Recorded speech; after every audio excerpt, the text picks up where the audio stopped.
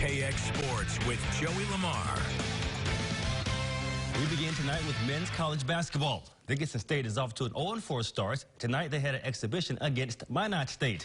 And here's a look at the newly renovated gym in Minot in the first half. Dickinson State with a kick out to United Tribes transfer Montel Carlo, who hits the three-point basket.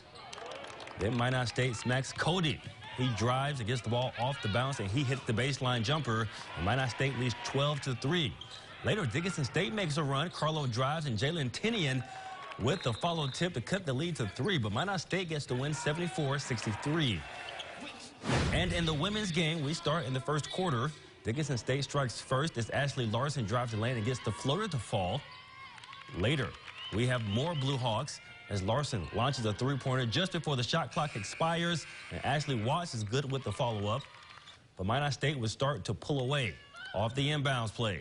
Haley Hillenbrand ends up with the ball and knocks down the 16-footer to tie up the game. Minot State wins the exhibition 84-43. And in women's college soccer, the University of Mary season came to an end today. They lose in the first round of the Northern Sun tournament to MSU Mankato. The match went to a shootout, and UMary lost 6-5. Now to Class A football. The Beulah Miners are one game shy of winning it all. The Miners are coming off a 15-7 win over Valley City, and now they face the only team they lost to this season, Hillsborough Central Valley. Head coach Jim Dooley is pleased with how his team has responded to adversity all year and hopes to use that experience to avenge their earlier season loss. I don't think that we get very emotionally down when things go poorly. I think instead we kind of say, okay, here's what happened. Here's what we need to do to fix it. We have a job to do. Let's go do it. And so that's a good quality to have. The Class AA state championship game will kick off around 3 p.m. Friday at the Fargo Dome. Today is the first day potential senior high school NCAA athletes outside of Division I football could announce their college intentions. And today at Bismarck High, they had 6. Olivia Dickerson committed to UMary in volleyball. Randy Voracek is going to UMary to play soccer. Katie Reichman will play basketball for the Marauders. And Emma Barter committed to Butler Community College for softball. I was not able to talk to all 6 athletes, but we did talk to Morgan Ohauser, who was going to the University of Mary for track and field. She finished second at state last year in the shot put. I was also able to talk to Ellie Hill, who committed to the University of Green Bay, Wisconsin to play soccer. And she is believed to be the first girls soccer player at Bismarck High to sign a Division I scholarship in that sport.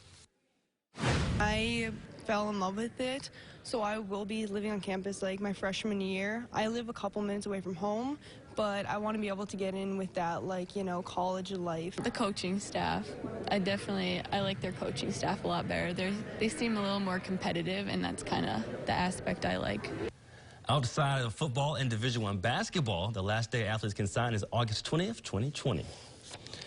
Over at Legacy today, a historic moment for the girls soccer program. Senior Sydney Dollinger is the first Legacy girls soccer player to sign a college scholarship for the sport. Dollinger will play for Minot State in the fall of 2020. Last season, Dollinger scored 1 goal, which was tied for the team lead. She was also named team captain. I feel like it's an accomplishment out of our program.